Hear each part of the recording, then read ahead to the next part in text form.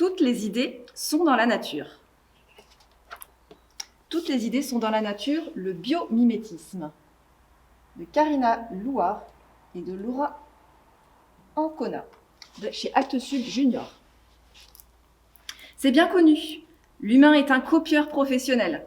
Il observe la forme d'une nageoire ou la matière d'un coquillage et il en tire l'inspiration nécessaire pour s'adapter à son tour, à son environnement et le rendre plus écologique. C'est le biomimétisme. Et ça, ce n'est pas une discipline réservée aux savants fous. Ingénieurs, designers, architectes et médecins s'inspirent chaque jour de ce que font les autres espèces. Il suffit d'ouvrir les yeux. Des trains inspirés des oiseaux. S'il est naturel de s'inspirer des techniques de vol des oiseaux pour améliorer la performance de nos avions, le faire pour le train est plus étrange. Le TGV japonais présente pourtant des particularités propres à deux espèces. Du martin pêcheur au TGV profilé. Pour attraper des poissons, le martin pêcheur plonge en piqué dans l'eau sans provoquer le moindre éclaboussure ni vague.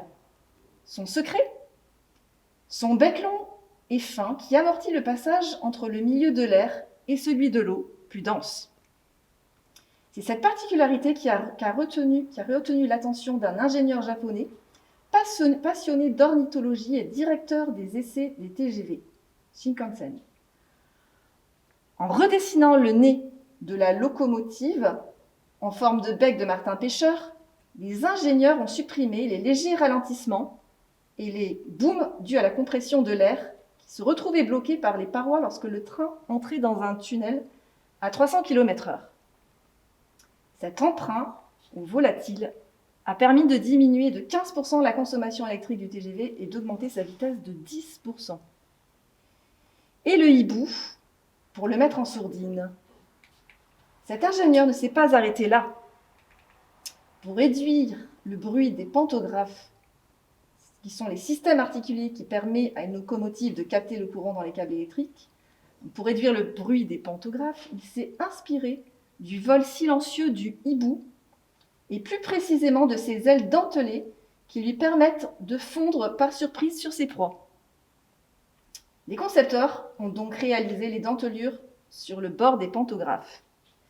Les fabricants d'avions ont fait de même sur les bords des réacteurs des avions de ligne pour réduire le bruit et améliorer le confort des passagers.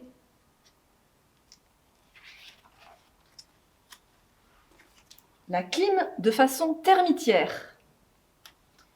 Les fourmis, les guêpes et les abeilles sont de formidables bâtisseuses, mais de tous les insectes, les termites gagneraient de haut la main un concours d'architecture.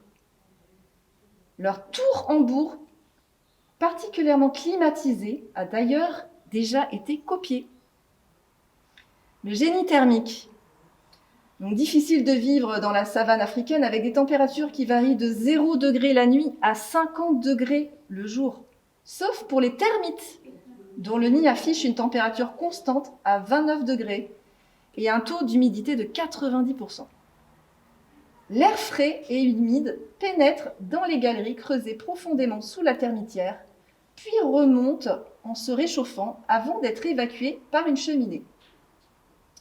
Pour bien aérer leur nid et maintenir des conditions favorables à la culture des champignons dont les insectes raffolent, les termites passent leur temps à ouvrir et à refermer les galeries. Elles font des trous, les rebouchent de la base au sommet du nid. Un travail de titan. C'est en observant ces termitières sud-africaines qu'un architecte du Zimbabwe a eu l'idée d'imiter leur système de ventilation. De grosses économies d'énergie. En 1996, il a construit un immeuble, l'Esgate, situé à Harare, la capitale.